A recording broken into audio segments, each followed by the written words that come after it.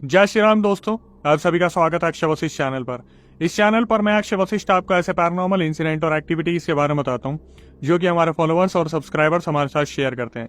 Instagram ID, Gmail ID और अब एक ऐसा फोन नंबर जो कि आप स्क्रीन पर देख सकते हैं। तो कभी आपके साथ कोई पैरानॉर्मल इंसिडेंट हुआ हो, आप उसे रिकॉर्ड करके भेज सकते हैं। मैं अक्षय वशिष्ठ उसे नरेट करूंगा अपनी आवाज में। आगे बढ़ने से पहले एक बार धन्यवाद जो आप हमारे इंस्टाग्राम, यूट्यूब को इतना प्यार दे रहे हैं। इस तरीके से आपको फेसबुक को प्यार देना है तो डिस्क्रिप्शन में आपको लिंक मिल जाएगा, आप डायरेक्टली जाके उससे फॉलो कर सकते हैं। ये जो रियल इंसिडेंट हम आपके सामने लेके आते हैं, ये आप में से ही कुछ लोग हैं जिन्होंने अपने ऐसे दर्दनाक हादसे हमसे शेयर किए हैं, जो अपनी जिंदगी में बहुत ज्यादा परेशान रहे हैं या अभी भी बहुत ज्यादा परेशान चल रहे हैं। जो लोग नहीं चाहते कि आगे आने वाली जनरेशन अपने ऊपर कोई ऐसा बोझ उठा ले जिसे वो जिंदगी भर हटा ना पाए। इसी तरीके का एक रियल इंसिडेंट आज हमारे सामने आया है जो कि हमें तरन ने बताया है। तरन जो कि पंजाब के रहने वाले हैं। लेकिन आगे बढ़ने से पहले मेरा आपसे ये सवाल होगा कि क्या आप भूत प्रेतों में यकीन रखते हैं? काला जादू, टोटका, वशीकरण, ऐसी बहुत सारी चीजें जो आज के टाइम पर हमारे बीच में बहुत खुले में हो रही है। हर इंसान इन चीजों से जूझ रहा है, लेकिन ये मानने वाली बात है कि वो एक्सेप्ट नहीं करता इन चीजों को। तो चलिए सीधा हम आज के रियल इंसिडेंट की ओर चलते हैं। तरन, जिनका जन्म पंजाब में हुआ, उन्होंने बताया कि भाई 2010 की बात है, मैं 8 या 9 साल का रहूंगा। मेरे पापा गवर्नमेंट ऑफिसर हैं और उनका ट्रांसफर बहुत ज्यादा हुआ करता था। हमारी फैमिली पंजाब में रहा करती थी और मेरे पापा का जो ट्रांसफर 2010 में हुआ था वो लोकेशन थी महाराष्ट्र। महाराष्ट्र के उस शहर का मैं नाम नहीं बता पाऊंगा जहां पर गवर्नमेंट क्वार्टर्स मिले थे मेरे पापा को। और जिस गवर्नमेंट क्वार्टर को उन्हें अलॉट किया गया था, उस गवर्नमेंट क्वार्टर में कोई भी जल्दी से ठहरता नहीं था, ऐसा मेरे पापा को बताया गया था। बताने वाले उन्हीं के घर के बगल में रहने वाले मेरे पापा के दोस्त थे। अब लोकेशन के बारे में बताते हैं, क्योंकि तरन ने बताया कि अक्षय भाई मैं उस जगह पर बहुत कम गया हूँ। वो जो एरिया था वहां पर लेफ्ट हैंड साइड में सिर्फ 3 क्वार्टर्स थे, राइट हैंड साइड में बहुत सारे क्वार्टर्स थे। लेकिन ये पहली ऐसी जगह थी जहां पर एक दूसरे से कोई मतलब नहीं रखता था। ज्यादातर लोग बहुत कम निकला करते थे, बहुत कम बात किया करते थे। मेरे पापा को जहां क्वार्टर मिला था, लेफ्ट हैंड साइड में सिर्फ 3 क्वार्टर थे। मेरे पापा वाला क्वार्टर, उसके साइड में उनके दोस्त का, और तीसरा जो मैं आपको बाद में बताऊंगा।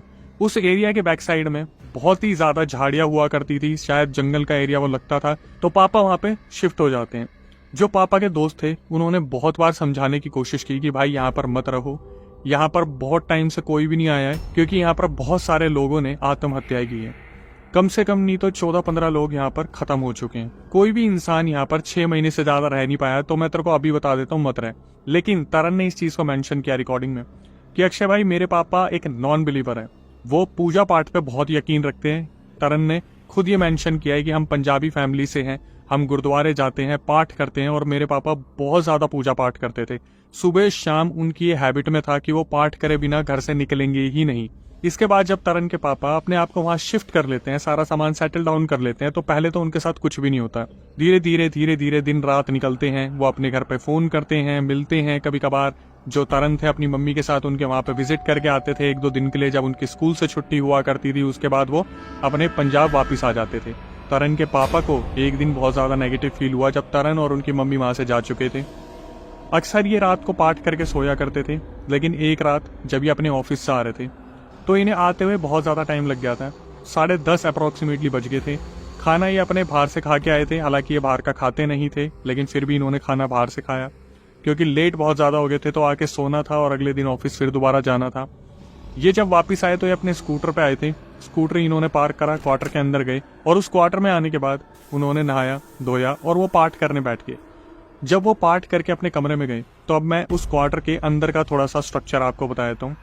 2 कमरे थे, एक वॉशरूम, और पीछे थोड़ा सा एरिया था जैसे बालकनी का एरिया होता है, उसके बाद पूरा झाड़ियों वाला इलाका स्टार्ट हो जाता है। एक कमरा था जिसमें सोफे रखे थे, एक बेड था, और दूसरे कमरे में डबल बेड था जिसपे तरन के पापा सोया करते थे। तो उस रात तरन के पापा को पहली बार ऐसा फील हुआ कि जब वो रात को 2 बजे उनकी आंख खुलती और वो पानी पीने उठते हैं। पानी पीने के बाद जब वो वापिस आए तो उन्हें ऐसा लगा कि जैसे आसपास कोई है, कोई एक फीमेल एंटिटी जिसके चलने पे छन छनाने की आवाज आती है। तरन के पापा धीरे धीरे अपने कमरे में आते हैं और जब वो बेड पे लेटते हैं, उन्होंने अपनी आंखें ही बंद की थी। 5-10 मिनट में उन्हें ऐसा फील होता है जैसे कमरे में कोई है, और जब उनकी आंख खुलती है उन्हें सामने गेट के बिल्कुल बगल में एक औरत बैठी दिखती है जिसने लाल कपड़े पहने थे।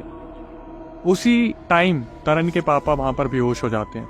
बेहोश होने के बाद उनकी जब आंख खुलती है तो वो देखते कि उनके बगल में जो पड़ोसी दोस्त था वो आया था उन्हें जगाने के लिए। तो जब तरन के पापा ने पूछा कि भाई तू मेरे घर में कैसे आया और क्या हुआ, सब ठीक तो है, तो उस दोस्त ने बताया कि भाई मेरी तो आज छुट्टी है, पर 11 बज के तू गया नहीं, मैं देख रहा हूँ तेरा स्कूटर बाहर खड़ा है और तू कोई जवाब नहीं दे रहा था। मैंने काफी देर तक फ्रंट वाले गेट से घंटी बजाई, जब तूने नहीं कोई जवाब दिया तो मैं पीछे वाले गेट के वहां जो खिड़की थी उसमें से कूद के आया हूँ। तरन के पापा को रात की चीजें याद तो थी, लेकिन उन्हें ठीक नहीं लगा। उन्हें लगा कि यार मैं अपने दोस्त को बताऊंगा, ये यकीन करेगा नहीं करेगा, कहीं मैं अंधविश्वासी तो नहीं हो गया। और तरन के पापा ने सोचा यार मैं पाठ करने वाला इंसान हूँ, ना मैं कोई ड्रिंक करता, ना ज्यादा बाहर का खाता, ना मेरा किसी से इंटरेक्शन है, तो मेरे साथ शायद कुछ अप एंड डाउन हुए होंगे, मेरे साथ कुछ पैरानॉर्मल हो नहीं सकता है। पूरे दिन तरन के पापा अपने दिमाग में यही चीजें सोचते रहे कि जो रात को मैंने उस एंटिटी को देखा था या जिस भी चीज को देखा था, क्या वो मेरे दिमाग का वहम था या सही में कोई चीज थी। जब वो ऑफिस से अपने घर आते हैं वापिस स्कूटर पे, तो वो अपने दोस्त के पास जाते हैं और उन्हें बताते कि यार कल रात को मेरे साथ कुछ अजीब सा हुआ। उनके दोस्त भी उनसे पूछते कि बता भाई क्या हुआ, सब ठीक था। उस टाइम ये अपने दोस्त के ही घर पे बैठे थे तरन के पापा। तो जो पिताजी थे तरन के, उन्होंने बताया कि यार मुझे ऐसा लग रहा है जैसे रात को मैंने ना किसी औरत को देखा है। और ये बताते टाइम उनके माथे पे अजीब सी शिकंज थी कि मैंने ऐसा क्या देख लिया, क्यों देख लिया और मेरे साथ ऐसा क्यों हुआ। जो सामने दोस्त बैठा था उसने बड़े ही प्यार से बोला कि तरन, मैंने तुझे बोला था ना कि इस क्वार्टर को मत ले, यहाँ पर बहुत सारी अनहोनी घटनाएं पहले भी हो चुकी है। ये दोस्त वहाँ पहले से रह रहे थे। इन्होंने बताया कि मैंने बहुत सारे हादसे होते देखे, मैं यहाँ से बॉडीज को जाते देखता हूँ और मैं तेरे को अभी भी एडवाइस देता हूँ कि तू अपने परिवार से प्यार करता है तो इस क्वार्टर को छोड़ दे।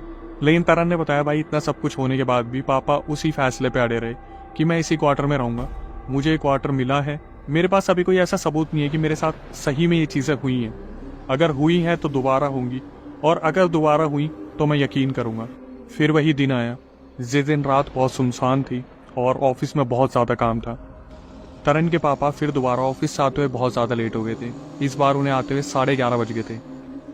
तरन ने बताया कि अक्षय भाई पापा हमेशा मेंशन करते थे कि महाराष्ट्र में जिस एरिया में ये रहते थे वहां पर सांपों से बहुत बच के रहना पड़ता है। अक्सर सांप रोड पे भी आ जाते थे और सांप गलियों में घूमते रहते थे। तो जब इनके पापा स्कूटर पर वापस आ रहे थे रात के 11:30 बजे, वो इधर उधर नजर मारते आ रहे थे कि कोई सांप उनके स्कूटर के नीचे ना आ जाए। तभी उनकी नजर पड़ती है दाहिने हाथ की तरफ, राइट हैंड साइड। एक बहुत बड़ा पेड़ था, बहुत बड़ा पेड़। इनके पापा ने जैसे उसकी तरफ देखा, वही औरत लाल कपड़ों में वहां पर खड़ी थी और इन्हीं की तरफ देख रही थी। ये सीधा अपने क्वार्टर में पहुंचे। क्वार्टर में पहुंचने के बाद इन्होंने सबसे पहला जो काम किया, नहाए धोए और पाठ करने बैठ गए। रात को बड़ी मुश्किल से तरन के पापा को नींद आई।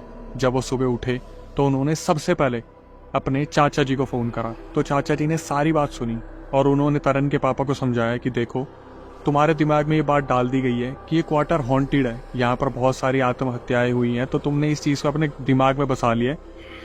मेरे साथ आज तक कुछ नहीं हुआ, तुम्हारे साथ भी कुछ नहीं होगा, तुम अपना पाठ करते रहो और चीजों को इसी तरीके से बरकरार रखो। तरन के जो पापा थे उन्होंने अपने दोस्त को बताया कि मेरे साथ ये चीजें बहुत ज्यादा हो रही हैं। तो उनके दोस्त ने बोला कि भाई मेरे साथ वैसे भी कोई नहीं रहता और तू शिफ्ट हो जा, 2 कमरे, एक में तू सो जाओ, एक में मैं सो जाऊंगा। तरन के पापा ने सबसे पहले डिसीजन लिया कि मुझे ये क्वार्टर चेंज करना है या फिर मुझे लोकेशन चेंज करनी है। मैं इस क्वार्टर में तो नहीं रहूंगा, क्योंकि दिन रात पाठ करते टाइम अगर मुझे वो एंटिटी फील हो रही है तो कुछ तो यहाँ पर बहुत बड़ी दिक्कत है। ये फैसला तरन के पापा ने लिया कि ये बिल्कुल सही है। जब तक चीजें थोड़ी ठीक नहीं हो जाती और ये मेंटली बिल्कुल स्टेबल नहीं हो जाते, ये अपने दोस्त के साथ रहेंगे। ये अपना जरूरत का सारा सामान उठा के अपने दोस्त के पास पहुंच गए और दोनों दोस्त बहुत आराम से वहां पर रहने लगे। तरन ने बताया कि भाई जब मेरे पापा अपने दोस्त के पास रहने लगे तो उनकी तबीयत भी ठीक होने लगी, उनका मानसिक संतुलन भी बिल्कुल ठीक होने लगा और चीजें बिल्कुल ठीक सी हो गई। ये जब अपने दोस्त के यहाँ पे रह रहे थे तो जल्द ही दोस्त का जन्मदिन आ गया। इन दोनों ने फैसला लिया कि आज ये लोग रात को थोड़ा सा लेट आएंगे, बाहर से खाना वाना खा के आएंगे। और इनके जो दोस्त थे वो थोड़ा ड्रिंक किया करते थे, तरन के पापा ड्रिंक नहीं करते थे, वो पूजा पाठ किया करते थे। तो जब ये लोग जन्मदिन सेलिब्रेट करके आए तो ये लोग काफी लेट हो गए थे, शायद रात के 11:30-12 का टाइम हो गया था। जब ये लोग वापिस आए अपने स्कूटर पे तो इनका आपस में वो डिस्कशन दोबारा छिड़ गया इस क्वार्टर को लेके। तो जो दोस्त थे उन्होंने बोला कि यार उस क्वार्टर में ऐसा क्या हो रहा है जिसकी वजह से तू इतना घबराया रहता है। जहाँ पे तरन के पापा ने बताया कि यार सही में उस जगह में कुछ गलत है और मैं किसी को कुछ बता नहीं सकता। मेरे खुद के जो चाचा जी हैं वो इस चीज़ को बिलीव नहीं कर रहे, मैं किसको बिलीव दिलाऊं। तो उनके दोस्त बोलते हैं ठीक है, तू चिंता मत कर, जो है वहाँ है और मैंने तेरे को बोला था कि वहाँ पे ना रहे तो ज़्यादा अच्छा है। अब तू यहाँ आ गया ना, तू आराम से रहे यहाँ पे। कुछ ही दिनों में जो दोस्त थे उनकी फैमिली में कोई इमरजेंसी आ गई जिसकी वजह से उन्हें 15 दिन के लिए अपने घर जाना पड़ा। और वही चीज़ जो तरन के पापा थे उन्होंने डिसीजन लिया कि मैं अपने दोस्त के घर में तो नहीं रहूँगा, तो अब मेरे को वहीं जाना पड़ेगा। तो दोस्त अपने घर में लॉक लगा के चले गए और जो तरन के पापा थे वो अपने क्वार्टर में वापस आ गए। क्वार्टर में वापस आने के बाद जो चीज़ें थम गई थी कुछ दिनों के लिए, उन्होंने इतना बुरी तरीके से तरन के पापा को टारगेट किया। तरन के पापा ने कभी नहीं सोचा था कि उनकी ज़िंदगी में इस तरीके से तहलका मचेगा। तरन के पापा ने एक समझदारी का काम किया। जब वो उस क्वार्टर में जा रहे थे उससे पहले उन्होंने अपने चाचा को फ़ोन किया और बताया कि चाचा मुझे मजबूरन उस क्वार्टर में अकेला रहना पड़ेगा। तो चाचा ने बोला कि देख कुछ भी हो जाए तू वहाँ पर अकेला नहीं रहेगा, तू अपने किसी दोस्त को बुला ले। तरन के पापा के वहाँ पर कोई दोस्त नहीं थे, उनके पास और कोई चारा ही नहीं था। दोस्त जो था वो इमरजेंसी में अपने घर जा चुके थे, अपने घर को लॉक करके। और ये तरन के पापा का खुद का एक पर्सनल डिसीजन था कि मैं उसी क्वार्टर में रहूंगा यार, मैं तेरे घर पे बोझ बन के रहना नहीं चाहता, क्योंकि उनका जितना भी खाने का सामान था, गैस था, सब कुछ वहीं रखा हुआ था। तो उनके पापा चाचा जी से बात करके अपने वहीं वापस आ गए। अब यहाँ पे तरन ने बताया कि अक्षय भाई आप बिलीव करना और जनता भी बिलीव करे कि मेरे पापा ने वो 15 दिन कैसे काटे। जब भी मेरे पापा रात को ऑफिस से घर आते वो पाठ करते, पाठ करने के बाद घर में बर्तन गिरने लगते और उस औरत की भी आवाज़ आने लगी कि मैं तुझे ले जाऊंगी, मैं तुझे ले जाऊंगी। पापा बुरी तरीके से डरा करते थे, उनके पास कोई ऑप्शन नहीं था, वो सिर्फ ये 15 दिन कटने का वेट कर रहे थे।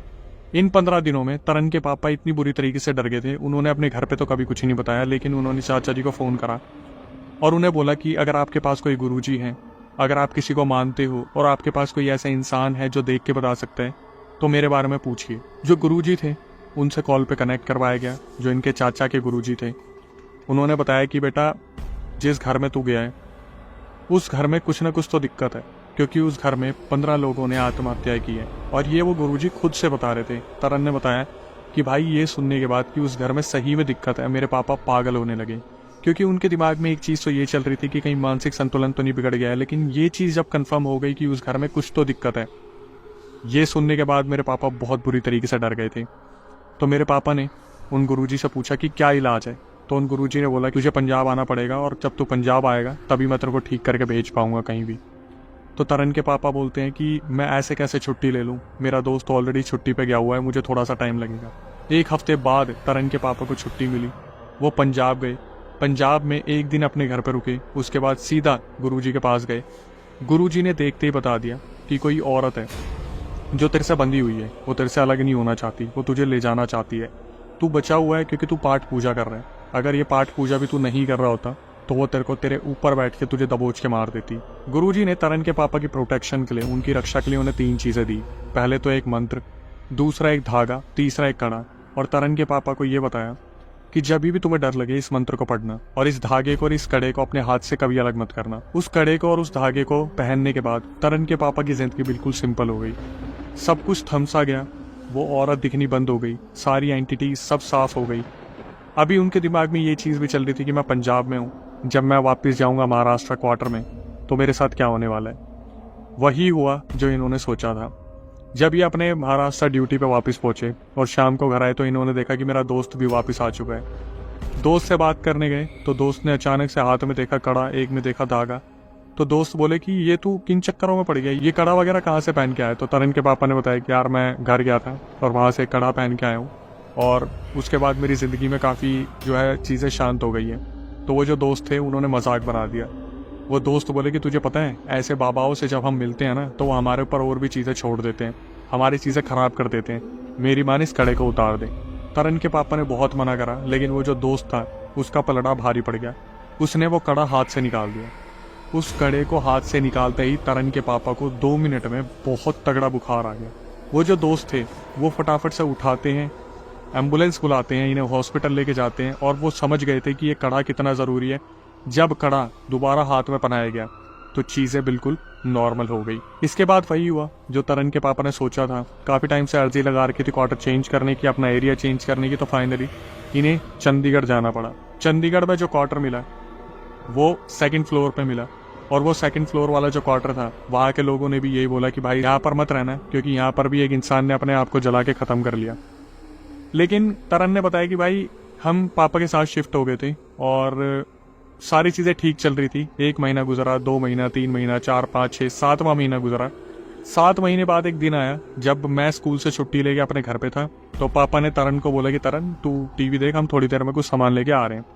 तरन ने बताया कि भाई मैं बैठा हुआ था और मैं आराम से टीवी देख रहा था, मेरी नज़र पड़ती है गेट पे, एक औरत लाल कपड़ों में वहाँ से चल के गई। मैंने 1 सेकंड नहीं लगाया, तरन ने बताया मैं भागता हुआ सीधा पड़ोसियों के घर गया। पड़ोसियों के घर पे जाने के बाद मैंने सीधा उन्हें बोला मेरे पापा को फ़ोन मिलाओ, मुझे बात करनी है। तरन ने बताया भाई मेरे पापा ने बिल्कुल भी देरी नहीं लगाई, जितनी जल्दी हो सके वो मेरे पास आए और उन्होंने मेरे को वहाँ से उठाया और वो सीधा हमें पंजाब लेके चले गए। लेकिन वहाँ से हमने कुछ भी नहीं लिया और उस घर में हमारे पैसे रखे थे। मम्मी पापा ने बहुत डिसाइड किया कि क्या हमें वो पैसे लेने जाना चाहिए नहीं जाना चाहिए, लेकिन ऐसे पैसे कैसे छोड़े जाएं। तो उन्होंने गुरुजी से सलाह ली और गुरुजी उस टाइम पर अवेलेबल थे ही नहीं। गुरुजी पता नहीं कहाँ गए हुए थे किसी काम से, ना ही उनका फ़ोन मिला, ना ही शिष्य थे और ना ही पंजाब में वो मिले। तो इन्होंने डिसीजन लिया कि हमें सिर्फ उस अलमारी से पैसे उठाने, हम कपड़े वपड़े कुछ नहीं उठाएंगे, बस पैसे उठाएंगे। तरन के पापा मम्मी जब उस घर में पहुंचे, उस क्वार्टर में जहाँ पर वो डरते डरते तो पहुंचे थे, वहाँ पर जाते ही सीधा उनके ऊपर वार हुआ, सारे बर्तन गिरने शुरू हो गए और उस औरत की चिल्लाने की आवाज़ घर में गूंजने लगी। ये इतने डर गए, ये सीधा भागे। जहाँ पर तरन की मम्मी ने तो अपने होश भी खो दिए थे, वो बेहोश होने वाली थी, बट पैसे उठा के ये लोग सीधा बाहर निकले और सीधा इन्होंने पंजाब जाना ही सुरक्षित समझा। ये लोग पंजाब वापस आ गए। पंजाब में आने के बाद भी जो तरन के पापा थे उन्हें बुरे बुरे सपने आते थे। चाचा जी से बात की तो चाचा जी ने बताया कि गुरुजी तो काम से बाहर गए हुए हैं, लेकिन एक सिंपल सा सॉल्यूशन दिया कि आप लोग गुरुद्वारे में जाइए, वहाँ पे स्नान कीजिए, स्नान करने के बाद सब कुछ ठीक हो जाएगा, गुरुद्वारे में आशीर्वाद लो, सब ठीक हो जाएगा, पाठ अपना बरकरार रखो, पाठ को बिल्कुल भी मत छोड़ना। तो तरन की पूरी फैमिली ने डिसाइड करा कि एक बार जाते हैं गुरुद्वारे में, मत्था टेकेंगे, थोड़ा स्नान करेंगे तो चीज़ें ठीक हो जाएंगी। अब तरन ने बताया कि भाई ये चीज़ें मैंने अपनी आंखों से देखी थी, जो मैं जनता को बताने वाला हूँ, कि जब हम गुरुद्वारे गए, पापा सबसे आखिरी में आए थे, सब ने एक एक करके स्नान किया और जब स्नान करके पापा बाहर निकले तो उनके साथ अजीब सी चीज़ हुई कि उनकी तबीयत खराब होनी स्टार्ट हो गई। हमने गाड़ी कर रखी थी, हम गाड़ी से जो फैमिली वाले थे वापस घर पे आए पंजाब वाले पे। जब पापा बेड पे लेटे, थोड़ी देर बाद वो उठे और उन्होंने घर में बुरी तरीके से वॉमिटिंग करनी स्टार्ट कर दी। उन्हें पता चल गया था कि गुरुद्वारे से मुझे आशीर्वाद मिला है, जो भी मेरे साथ गलत है वो आप बिल्कुल ठीक होने वाला है। तरन ने बताया भाई वॉमिटिंग में उनके मुंह से बाल निकले, धागे निकले और निकली एक संतरे की फाक। संतरे की फाक मतलब जैसे संतरे की सिंगल स्लाइड होती है ना, वो जो एक सिर्फ एक फाक होती है। और तरन के पापा ने जैसे उस संतरे की फाक की तरफ देखा, वो हैरान हो गए। उन्हें समझ में ही नहीं आया कि ये हुआ क्या, कि मेरे मुंह से संतरा निकला, मैं संतरे खाता भी नहीं हूँ।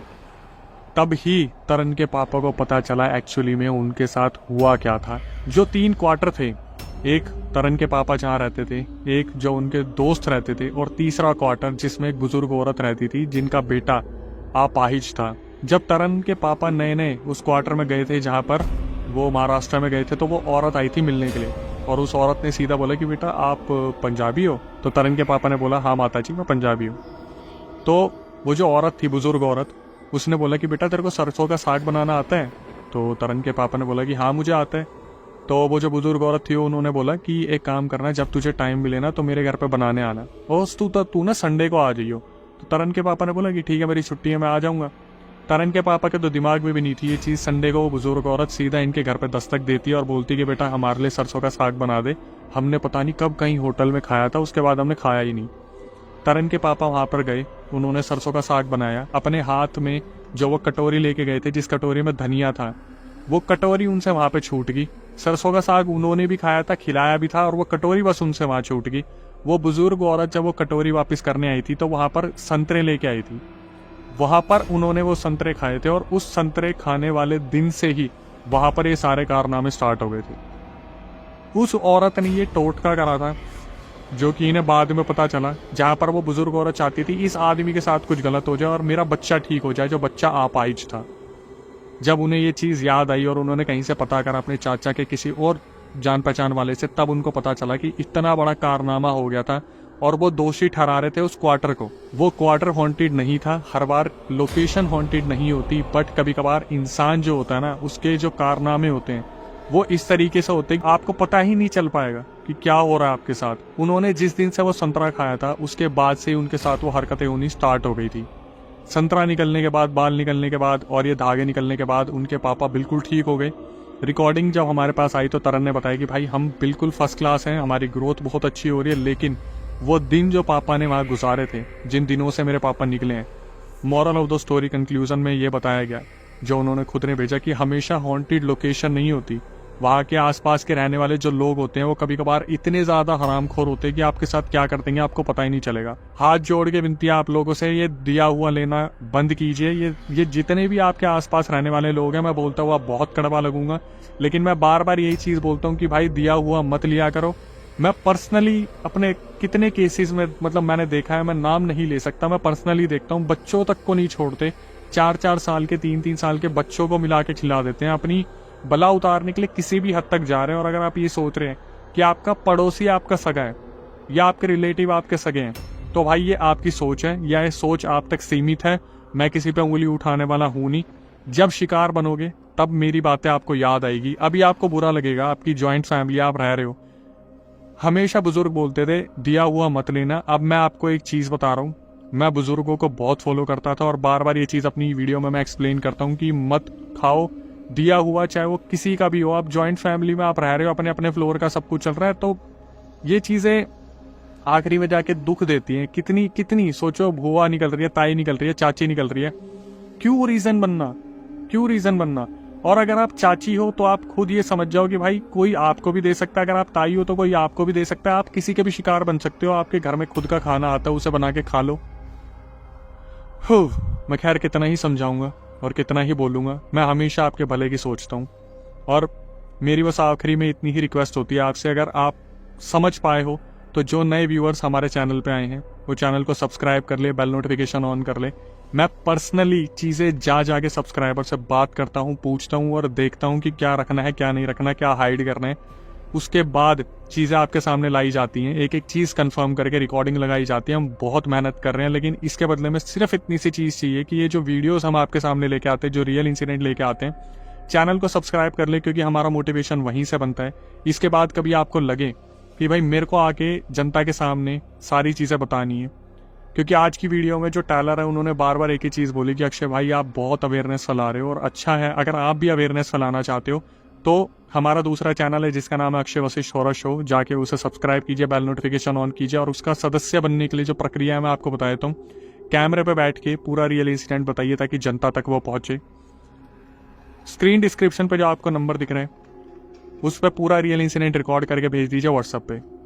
नीचे मेंशन कर दीजिएगा कि अक्षय भाई हम पॉडकास्ट में आना चाहते हैं। टीम एक बार आपकी रिकॉर्डिंग को रिव्यू करेगी, बताने का तरीका कैसा है, ठीक है नहीं है, आपको गाइड किया जाएगा, बताया जाएगा। नहीं भी है तो भी आपको समझाया जाएगा। दिल्ली में सेंटर है, आपको बुलाया जाएगा, बैठिए कैमरे के सामने, मेरे सामने बैठ के पूरा रियल इंसिडेंट बताइए। हमारे साथ ऐसे ऐसे सब्सक्राइबर आ रहे हैं जो खुल के सारी चीजें बताते हैं और बताते हैं मुझसे गलती हुई थी जिसकी वजह से मेरा परिवार भुगत रहा है। वो इसलिए बता रहे ताकि आप परेशान ना हो, आपसे कोई गलती ना हो। इसके बाद यही कहूंगा कि कभी आपके साथ कोई पैरानॉर्मल इंसिडेंट हुआ और आप चाहते कि मैं उसे नैरेट करूं तो भी प्रक्रिया सेम है। स्क्रीन डिस्क्रिप्शन पर नंबर है, रिकॉर्ड करके भेज दीजिए। जो इंस्टाग्राम यूट्यूब को प्यार दे रहे बनाए रखिए, फेसबुक को भी प्यार दीजिए, डिस्क्रिप्शन में लिंक है, जाके फॉलो कर लीजिए। पर हाथ जोड़ के रिक्वेस्ट है, माँ बाप, आपके सगे भाई बहन, इनसे बना के रखिए। इनसे आपके रिलेशन तोड़वाने के लिए हर कोई कोशिश करेगा। एक एक इंसान, आपके आगे पीछे वाले, आपके कान भरे जाएंगे, आपको सब कुछ बोला जाएगा, लेकिन आपके माँ बाप ने आपको इतना बड़ा करा है। कोई भी माँ बाप ये नहीं सोचेगा कि हमारा बच्चा बड़ा होकर ये करे वो करे, और हमारे साथ तो खासकर ऐसा कर दे। हाथ जोड़ के विनती है, उन्होंने बहुत कुछ अपना सेक्रीफाइस किया आपका बड़ा करने में। हाथ जोड़ के विनती है, प्लीज उनकी इज्जत करो, मत उल्टा बोलो। आज की जनरेशन नहीं समझती कुछ भी। मैं समझाने निकला हूँ, मैं आपका दुश्मन बनने को तैयार हूँ, लेकिन अगर आपके माँ बाप इस चीज को देख रहे हैं, उनका आशीर्वाद अगर मुझे मिल जाए और शायद आपको भी थोड़ी सी अकल मिल जाए, क्योंकि अगर माँ बाप नहीं होते ना तो आपको सपोर्ट करने वाला कोई भी नहीं है। जितने लोग आज आपको बोल रहे हैं कि वो आपका सपोर्ट करेंगे, कोई नहीं सपोर्ट करने वाला आपको। यही बोलूंगा। नई वीडियो और नए पॉडकास्ट आने तक stay tuned with the channel.